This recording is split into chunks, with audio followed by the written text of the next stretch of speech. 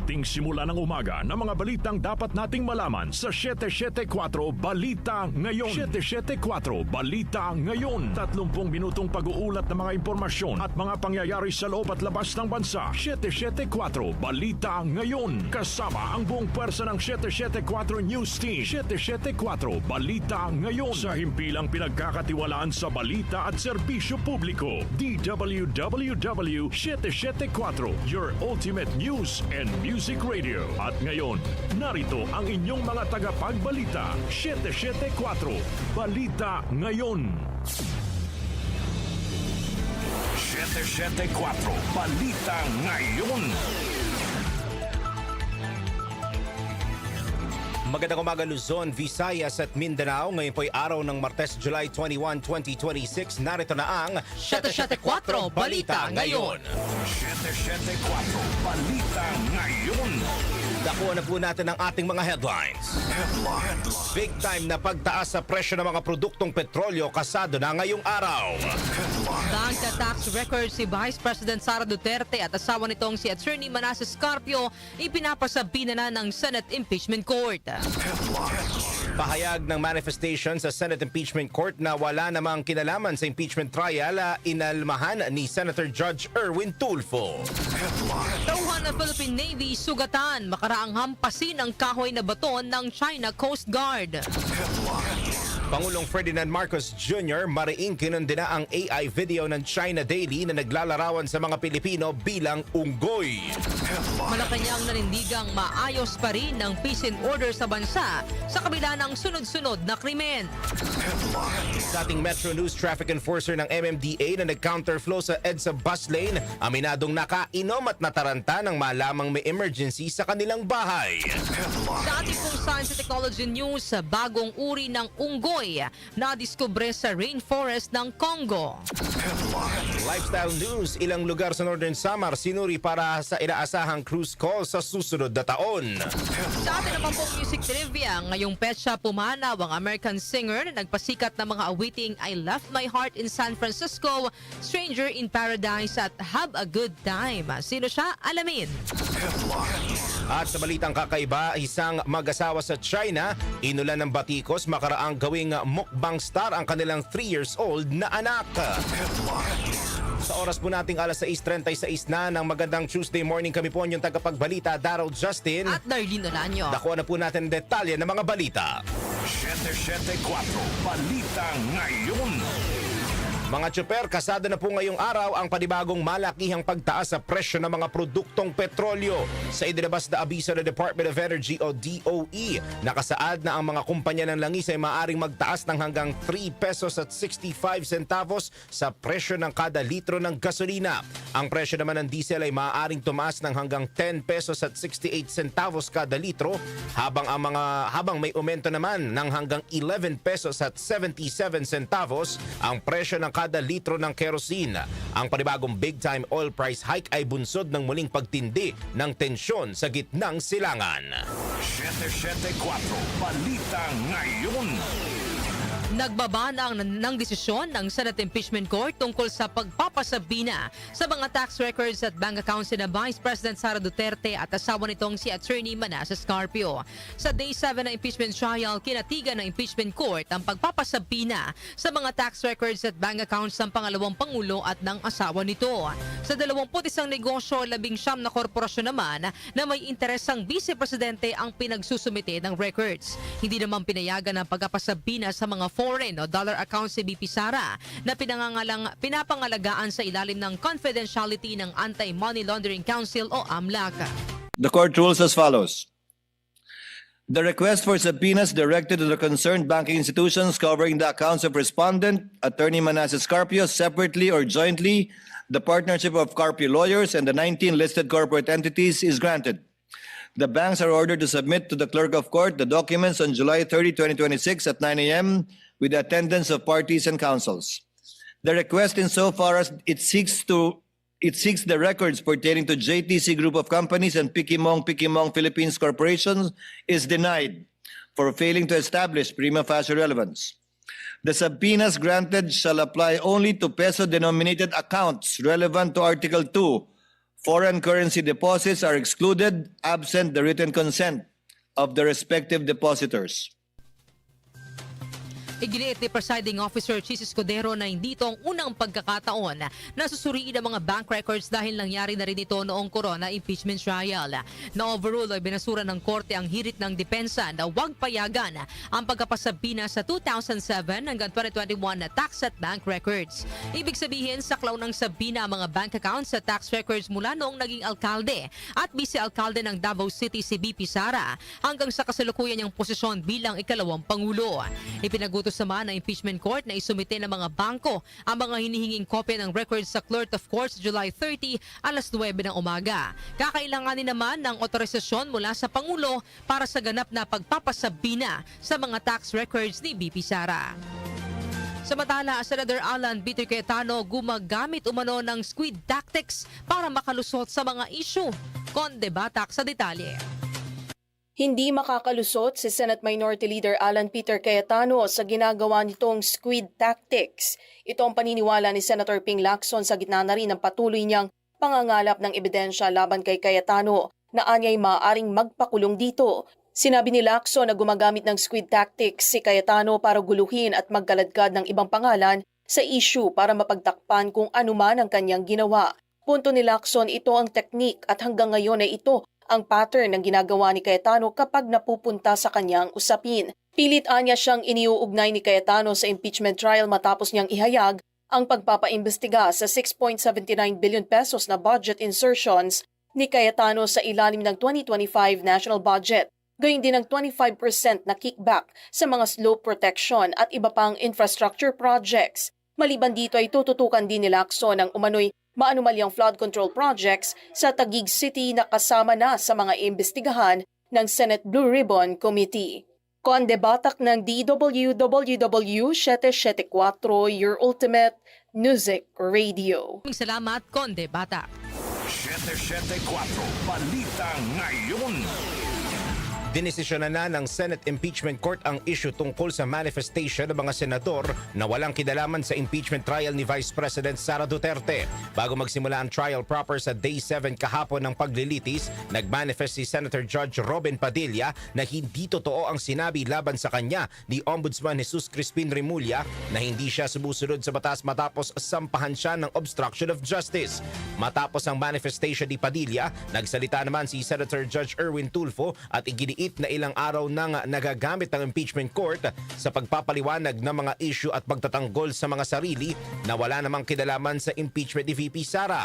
Dagdag pa ni Tulfo, ang mga personal na issue ng mga senador ay maaari namang idaan sa press conference o social media sa halip na gamitin ang oras para sa impeachment trial ng ikalawang Pangulo. The time we waste here to defend ourselves, defend what we believe or what have you, is an injustice to the Vice President. Yung oras po na ito dapat ilaan natin sa pakikinig sa depensa ng Vice Presidente, sa mga akusasyon laban sa Vice Presidente, hindi po pagdidepensa sa mga sarili natin kung tayo inaakusahan ng kung anong mga ahensya. Kung tayo po ay may mga kaso, may mga investigasyon, this is not the right forum, Mr. Presiding Officer, Mr. President, Senate President. This is not the right place. This court was established, was created, the impeachment court, for the Vice President and Vice President only. Kasabay nito, nagmosyon naman si Senator Judge Tito Soto na mai-refer sa Senado ang mga nabanggit na usapin na sa huli ay kinatigan ni Presiding Officer Chis Escudero. Sinabi pa ni Escudero na mananatili sa records ang manifestation ni Padilla at ire-refer sa Senate proper.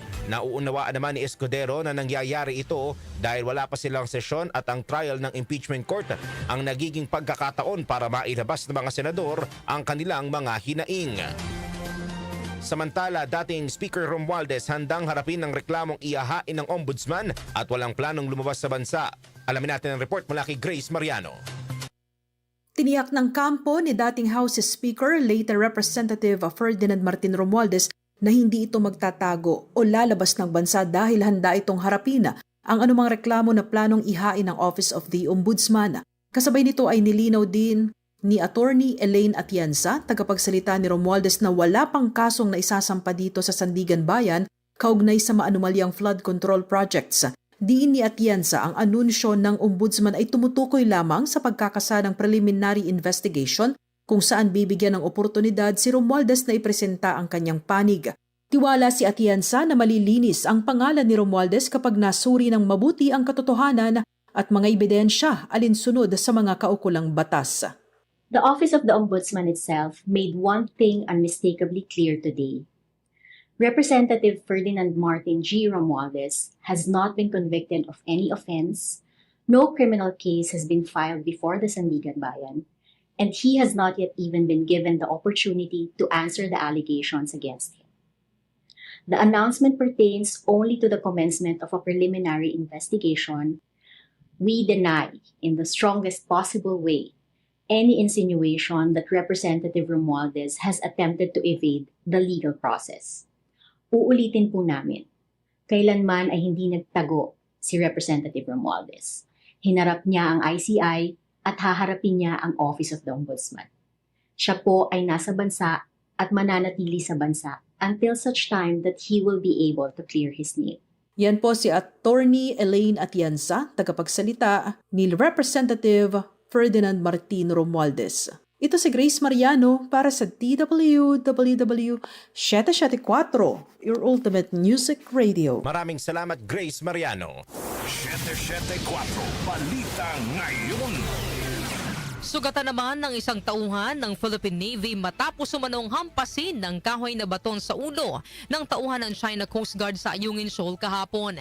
Ayon sa Armed Forces of the Philippines, isang China Coast Guard rigid hull inflatable boat na may sakay na 8 CCG personnel mula sa CCG Vessel 21560 ang illegal na lumapit sa BRP Sierra Madre. Sa inisyal na impormasyon, umikot ito sa paligid ng barko habang kumukuha ng mga larawan at video. Dalawang rubber boat sama ng AFP ang mahinahon na nagtaboy sa rubber boat. Ngunit ayon sa AFP, naging marahas ang tugon ng mga tauhan ng CCG kung saan hinampas ng kahoy na baton sa ulo ang isang Navy personnel at napinsala rin ang Navy rubber boat. Agad namang binigyan na atensyong medikal ang nasugatang tauhan ng Philippine Navy. Kasunod po nito, mariing kinundina ng sandatahang lakas ng ang agresibong aksyon ng CCG na anilay naglalagay sa panganib sa buhay ng mga sundalo at nagpapataas ng tensyon sa West Philippine Sea. Hinikayat din ng AFP ang People's Liberation Army at China Coast Guard kabilang ang Maritime Militia na itigil ang kanilang illegal, coercive, aggressive at deceptive actions sa West Philippine Sea at sumunod sa 2016 Arbitral Award na kumikilala sa maritime rights ng Pilipinas sa ilalim ng international law. Samantala, ang marahas na aksyon ng China sa Ayungin Shoal kinastigo ng Department of National Defense. Detalye po ihatid ni Angel Garcia. Mariing kinundina ng Department of National Defense ang panibagong panghaharas at marahas na aksyon ng China Coast Guard laban sa mga tauhan ng Philippine Navy na nakaistasyon sa BRP Sierra Madre sa Ayungin Shoal. Ayon sa DND, ang insidente ay bahagi ng malinaw na serye ng mga panulsol at agresibong kilos ng China na lalo lamang nagpapababa sa tiwala at kredibilidad ito sa pandaigdigang komunidad. Gate ng DND na patuloy na binabaliwala ng China ang international law, partikular ang United Nations Convention on the Law of the Sea, gayon din ang 2016 Arbitral Tribunal ruling na pumapabor sa Pilipinas sa usapin ng West Philippine Sea. Dahil dito, sinabi ng DND na lalo lamang tumitibay ang posisyon ng pamahalaan na hindi maaaring mapagkatiwalaan ng China dahil sa maling pag-uugali. Pinuri din ng DND ang ipinikitang katatagan at profesionalismo ng mga sundalong Pilipino sa BRP Sierra Madre at tiniyak na higit pang palalakasin ang kakayahan ng bansa sa depensa, pakikipag-alyansa sa mga kaibigang bansa at pagprotekta sa soberanya ng Pilipinas. Angel Garcia ng DWWW 774, your ultimate music radio. Maraming salamat, Angel Garcia. 774 Balita Ngayon. Mariing kinundina ni Pangulong Ferdinand Marcos Jr. ang AI-generated video ng China Daily na naglalarawan sa mga Pilipino bilang mga unggoy na nakasuot ng barong at salakot. Ayon kay Palace Press Officer Claire Castro, kung may ilang politiko na tanggap na sila ay unggoy, hindi naman palalampasin ng Pangulo ang anumang paglapastangan sa dignidad ng mga Pilipino. Natural lamang din anya na hindi maganda ang magiging pagtanggap ng sinumang Pilipino sa naturang paglalarawan. Lahat ng Pilipino. Hindi na natin kailangang makita kung anong reaksyon ng Pangulo dahil kahit sino man sa Pilipino, hindi magiging maganda ang pagtanggap, hindi matatanggap yung ganong paglalarawan sa mga Pilipino na bilang unggoy. Siguro meron lang tayong ilang opisyal na tanggap na sila unggoy, pero ang Pangulo ay hindi. Ipinaubayan na ng Pangulo sa Department of Foreign Affairs o DFA ang mga susunod na hakbang kaugnay nito habang nananatili ang posisyon nitong resolbahin ang ganitong usapin sa pamamagitan ng diplomasya.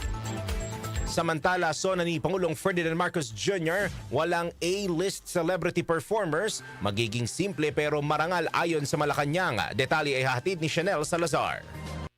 Walang A-list celebrities, sikat na direktor o engrandeng palabas sa ikalimang State of the Nation address ni Pangulong Ferdinand Marcos Jr. sa July 27. Ayon kay Palace Press Officer Claire Castro, sinadya ng palasyo na gawing simple ngunit marangal ang taunang programa kaya wala ring mga celebrity performer na magtatanghal sa okasyon. Ang House of Representatives anya ang mga siwa sa SONA habang nakaalinsunod ang Office of the President sa layuning panatilihing payak ang pagdaraos nito. Ang gagawin lang natin na sa gagawing SONA ay simple lamang po at wala pong celebrity directors or mga big A-listers na magpe-perform. So, simple lang pero dignified ang gagawin pong pagsasagawa po ng isang national event katulad po ng SONA. Samantala, hindi muna ibinahagi ng Malacanang kung sino ang aawit ng national anthem. May napili na anya ang Pangulo ngunit pananatilihin muna itong sorpresa hanggang sa araw ng SONA. Ako si Chanel Salazar ng DWWW 774, your ultimate music radio. Salamat Chanel Salazar. 774 Balita Ngayon. Nanindigan naman ng Malacanang na nananatiling maayos ang peace and order sa bansa sa kabila ng sunod-sunod na naiulat na krimen nitong mga nakalipas na araw. Ayon kay Palace Press Officer Claire Castro, hindi kinatutuwa ng pamalaan ang mga insidente ng krimen, ngunit pinanghahawakan ng Malacanang ang ulat ng Philippine National Police na bumaba ng 20.6% ang crime rate sa bansa nitong mga nakalipas na buwan. Nabibigyan lamang anya ng highlight ang mga krimen dahil sa malawak na pagbabalita. Ngunit may mga lugar pa sa bansa na walang naitatalang krimen at mabilis ding naaksyonan ng mga pulis sa mga insidente. Idehayag pa ni Castro na patuloy rin ang operasyon ng pulisya upang mapigilan ang krimen at mapanatili ang seguridad ng publiko.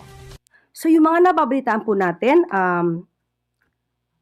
dahil po sila ay mga nasa news, of course makikita natin at mababalitaan po natin, hindi po ikinatutuwa ng pamahalaan na may nangyayaring ganitong mga krimen. Kaya pinapaigting pa po ng PNP ang kanilang mandato para sa mas protektadong komunidad at mas mabilis na pagresponde sa mga nangyayaring ganitong kaganapan. Yan po ang pahayag ni Palace Press Officer Claire Castro. Samantala, mga mangingisdang Pilipino dapat kalahok sa mapayapang paglutas sa tensyon sa West Philippine Sea ayon sa Pamalakaya. Gina Mape sa report. Suportado ng mga lokal na asosasyon ng mga mangingisda sa Zambales ang panawagan ng pambansang lakas ng kirusang mamamalakayan ng Pilipinas o pamalakayan na lutusin sa pamamagitan ng mapayapa at diplomatikong kaparaanan ang suliranin sa West Philippine Sea. Ayon kay Fernando Hicap ng Pamalakaya, kung may karapat-dapat na mag-iit kung paano re-resolbahin ang tensyon sa West Philippine Sea, walang iba kundi mga Pilipinong mangingisda na patuloy na dumaranas ng intimidasyon ng mga barko ng China na pinalalala pa ng mas malaganap na presensyang militar ng Estados Unidos at mga alyadong bansa nito. Anya, dapat dinggin ang panawagan ng mga mangingisda para sa mapayapang resolusyon at hindi pa pang udyok ng mga ehersisyong militar sa ating karagatan. Ayon naman kay Roselyn Regalado, ang presidente ng samahan ng Kabangaan 3 Fishermen's Unity sa Zambales, walang mangingisda sa Zambales ang tatanggi sa mapayapang paraan ng pagigit ng karapatan sa soberanya. Itinatakwil-anya nila na maging kasangkapan ng ibang makapangyarihang bansa para palalain ang sitwasyon sa ating karagatan. Ako si Gina Mape ng DWWW 774, your ultimate music radio. Maraming salamat, Gina Mape. 774 Balita Ngayon. Tuloy-tuloy pa rin po ang mga balita natin sa oras na 6 na minuto bago alas 7 ng morning. Kami pa rin po yung tagapagbalita, Daryl Justin. At Darlene Olanyo. 774 Balita Ngayon. Metro News. Metro News. Ngayon naman sa ating Metro News Traffic Enforcer ng MMDA sa EDSA bus lane, aminadong nakainom at nataranta nang malamang may emergency sa kanilang bahay. Ang detalye hatid ni Jonah Bakiran. Humarap sa media ang enforcer kahapon, July 20, na nakuna ng video na nag-counterflow sa EDSA bus lane noong weekend. Paliwanag ng enforcer na kinilalang si Traffic Aid 1 Jeffrey Tablan, nataranta umano siya dahil sa tawag ng kanyang asawa kaugnay sa anak na nahirapang umanong huminga dahil sa butas sa puso.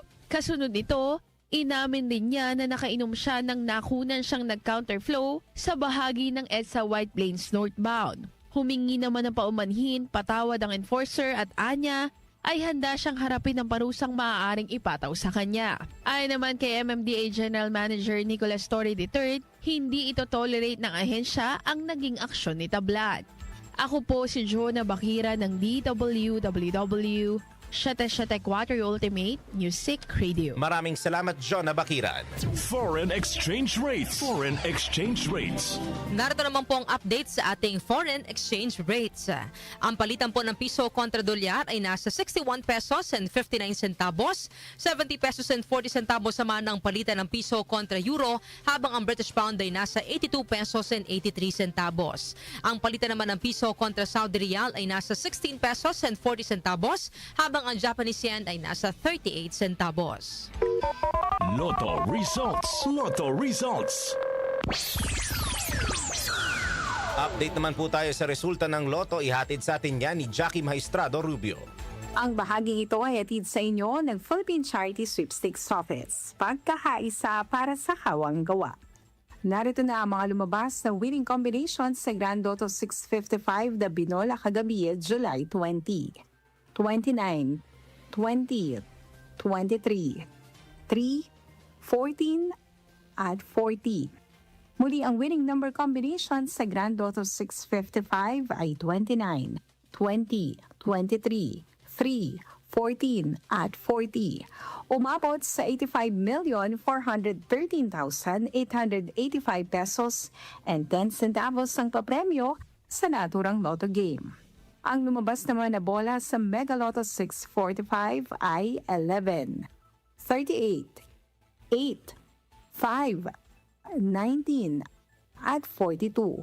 Ulitin ko lamang po ang lumabas na kombinasyon sa Mega Lotto 645 ay 11, 38, 8, 5, 19, at 42 na may jackpot prize na 15 million pesos. Wala namang nakapag-uwi ng premyo sa dalawang lotto games. Yan ang recap ng resulta ng July 20, 2026 draw ng Grand Lotto 655 at Mega Lotto 645. Samantala, narito ang jackpot estimate sa laro mamayang gabi. 10 million pesos para sa Lotto 642. 83 million pesos sa Super Lotto 649 at 149 million pesos para sa Ultra Lotto 658. Ang bahaging ito ay hatid sa inyo ng Philippine Charity Sweepstakes Office. Pagkakaisa para sa kawang gawa. Ako po si Jackie Maestrado Rubio ng DWWW 774, your ultimate music radio. Maraming salamat, Jackie Maestrado Rubio. Science and Technology. Science and Technology. Sa atin naman pong SciTech News, bagong uri ng unggoy na diskubre sa rainforest ng Congo. Detalye po ihatid ni Rose May Miranda.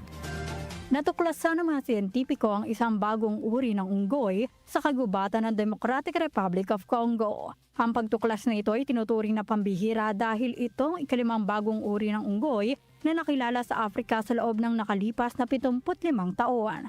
Ayon sa mga eksperto mula sa Florida Atlantic University, ang nasabing uri ng unggoy na tinatawag na mga lokal na residente bilang liqueli at may scientific name na Colobus conguensis ay madaling makilala dahil sa kakaibang moth-like appearance ito kung saan mayroon itong matingkad na orange cream na balahibo sa paligid ng bibig at ilong habang kulay itim naman ang natitirang bahagi ng katawan nito. Bukod sa itsura, natuklasan din ng mga mananaliksik na may kakaibang acoustic structure ang roaring o tunog na inilalabas ng naturang primate kumpara sa ibang uri. Binigyan din ni John Hart, isang conservation scientist mula sa Lukuru Wildlife Research Foundation, na patunay ang pagtuklas na ito na marami pa rin bahagi ng Central Congo Basin ang hindi pa lubusan na pag-aaralan at dokumentado. Gayunpaman, nagbabala ang mga eksperto na maaari nang ituring ang Colobus conguensis bilang endangered dahil sa maliit lamang na sakop ng kanilang tirahan at kakaunti ang populasyon nito. Kaya naman iminungkahi nila sa International Union for Conservation of Nature na isama na ito sa listahan ng mga hayop na nanganganib ng maubos. Pangalagaan ng kapaligiran para sa magandang kinabukasan. Ako si Rosemary Miranda, ng DWWW 774, Ultimate Music Radio. Maraming salamat, Rosemary Miranda. Lifestyle News. Lifestyle News. Sa atin namang lifestyle news, ilang lugar sa Northern Samar sinuri para sa inaasahang cruise call sa susunod na taon. Ang detalye ay hahatid ni Mika Fajardo. Nagsagawa mga pangunahing tourism stakeholder ng 2 araw na cruise assessment sa mga bayan ng Kapul at Biri sa Northern Samar noong July 18 at 19 bilang paghahanda sa inaasahang pagdaong ng luxury cruise ship ng Compagnie de Ponant sa taong 2027 hanggang 2028. Pinangunahan ng Travel People Limited Incorporated, katuwang Department of Tourism Eastern Visayas at Northern Samar Provincial Tourism Office, maging ang mga Municipal Tourism Office ang pagsusuri sa kahandaan ng mga destinasyon sa pagtanggap ng mga dayuhang cruise passenger. Sinuri sa assessment ang mga tourism attractions, community immersion activities, accessibility, transport facilities at kakayahan ng mga lugar na tumanggap ng mas maraming bisita upang matiyak na naayon ang mga ito sa pamantayan ng luxury cruise operations. Matapos na pagsusuri sa Northern Samar, nagtungo naman ang grupo sa bayan ng Oras sa Eastern Samar para sa paunang evaluation ng mga tourist attraction, accessibility at port facilities bilang posibleng maging bahagi ng mga susunod na luxury cruise itineraries at shore excursion program. Ayon sa DOT, layunin ng inisyatiba na palakasin ang posisyon ng Eastern Visayas bilang destinasyon ng international cruise tourism at lumikha ng mas maraming oportunidad sa kabuhayan para sa mga lokal na komunidad sa pamamagitan ng napapanatiling pagpapaunlad ng turismo. Ako po si Mika Fajardo ng DWWW 774, your ultimate music radio. Maraming salamat, Mika Fajardo. Music Trivia. Music Trivia. Sa atin naman pong music trivia, ngayong petsa pumanaw, ang American singer na nagpasikat ng mga awiting I Left My Heart in San Francisco, Stranger in Paradise at Have a Good Time. Sino po siya, alamin po natin sa music trivia ni Kenny Gacosta. Blessed Tuesday morning, narito na ang hatid ko sa inyong music trivia. Ngayong petsa na ito, July 21 taong 2023, pumanaw sa edad na 76 ang American na singer na si Anthony Dominic Benedetto o mas kilala ng marami bilang si Tony Bennett. Si Bennett ay sumakabilang buhay sa kanyang tahanan sa New York City 2 linggo bago ang kanyang ika-77 kaarawan. Bago ito ay lumaban siya sa Alzheimer's disease sa loob ng 7 taon. Bata pa lamang ay malapit na sa puso ni Bennett ang musika matapos na marinig sa radyo sina Bing Crosby, Louis Armstrong at James Durante. Nag-aral siya ng High School of Industrial Arts sa Manhattan at pinagpatuloy ang kanyang 2 passions, ang pagkanta at painting. Ang awitin niya na Body and Soul noong March 2011 na huling recording din ni Amy Winehouse bago ito pumanaw ay nanguna sa Billboard Hot 100 na nagluklok kay Bennett bilang oldest living artist na nanguna sa naturang music chart sa edad na 85. Marami pang pakilala ang natanggap ni Bennett sa tagal ng kanyang karera sa musika, gaya ng 19 na Grammy Awards kabilang ang Record of the Year noong 1995, habang ginawaran rin siya ng Grammy Lifetime Award. Ilan pa sa mga awitin ni Tony Bennett na sumikat ay ang I Left My Heart in San Francisco, The Autumn Waltz, Solitaire, Have a Good Time, In the Middle of an Island, at Stranger in Paradise na inyo ring mapapakinggan dito sa inyong Ultimate News and Music Radio na DWWW 774. At yan, hatid ko sa inyong music trivia. Ako po si Kenny Gacosta. Maraming salamat, Kenny Gacosta. Balitang kakaiba! Ngayon naman po mga ka-music sa ating balitang kakaiba, partner, paniguradong pati ikaw magugutom dito. Oo. Ginulan po ng samot-saring batikos ang isang mag-asawa sa China makaraang gawing bida sa mga mukbang video ang kanilang 3 taong gulang na anak kung saan hinahayaan nila itong kumain ng napakarami. Ayon sa mga ulat, umabot na sa 35 kilograms ang timbang ng 3 years old na si Peiki. Makaraang gawin siyang mukbang star ng kanyang mga magulang. Kabilang sa kinakain ni Peiki ay mga tinuturing na unhealthy at high calories foods gaya ng fried chicken at iba pang fatty meat, at ipinopost pa ito sa social media ng kanyang mga magulang na kadalasang nilalagyan ng caption na 3-year-old, 66-pound chubby girl at amazing appetite. Depensa naman ng mag-asawa, kailanman ay hindi nila pinipilit na kumain si Peiki at sadyang magana lang daw na kumain ng kanilang anak. Ayon sa mag-asawa, baby pa lang si Peiki ay malaking bulas na ito. Katunayan, noong ipinanganak nila si Peiki ay tumitimbang ito ng 2.5 kilograms. Dahil naman sa pressure mula sa publiko, na-ban sa mga video platform ang account ni Peiki at napilitan na rin ang mag-asawa na i-delete maging ang kanilang social media accounts. Ikaw ba mahilig ka bang manood ng mga mukbang video? Naalala ko dati nung pandemic, bukod sa nanonood, may one time na nakapag-produce pa ako dun sa kaibigan ko. Pag-produce ko parang ano lang yun parang mga 2 stick ng barbecue. Kasi ayoko baka mamaya bigla akong lumobo. Ay, lumobo na nga pala. Ikaw, partner ba Oo, may ano yan may time na parang nahilig din ako manood ng mga mukbang video yung mga Korean na mukbang. Ewan ko ba, parang ang satisfying lang nung tunog nung kumakain sila. Oo, tapos yung tipong mga microphone ilalapit nila, kailangan yung mga nguya, pati yung mga crunch maririnig mo. Talagang maiinggit ka naman. Pero eat responsibly, mga Tsaka kanyusik. yung batang 3 years old, di ba? Wag naman nating sinasali sa mga mukbang video. Kasi yung ganyang edad, dapat mga healthy foods yung pinapakain natin Nagsisent na president tuloy dun sa ibang mga magulang. Ay, kung siya pwede, baka ito pwede rin. Correct. Ingat-ingat po. Yan po ang ating balitang kakaiba para sa umagang ito. Mga kanyusik at partner, bago tayo matapos sa ating balitan, partner, bigay mo na ang ating katanungan for today. Ito po ang ating pag-usapan sa ating pong programang Opinion Mo, Opinion Ko. Dapat bang isantabi na lang ng ibang senator judge ang kanilang personal na problema para makapag-focus sa trial proper ni Vice President Sara Duterte? At ano pong pakiramdam ninyo kung nire-raise ng ilang senator judge ang kanilang personal issues sa impeachment trial?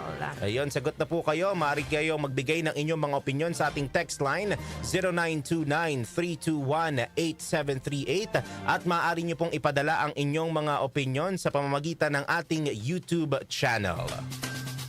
At yan po ang mga maiinit na balita ngayong araw ng Martes, July 21, 2026. Kami po ang inyong mga naging tagapagbalita, Daryl Justin at Darlene Olanyo. Napa sa inyo ang 774 Balita Ngayon. 774 Balita Ngayon.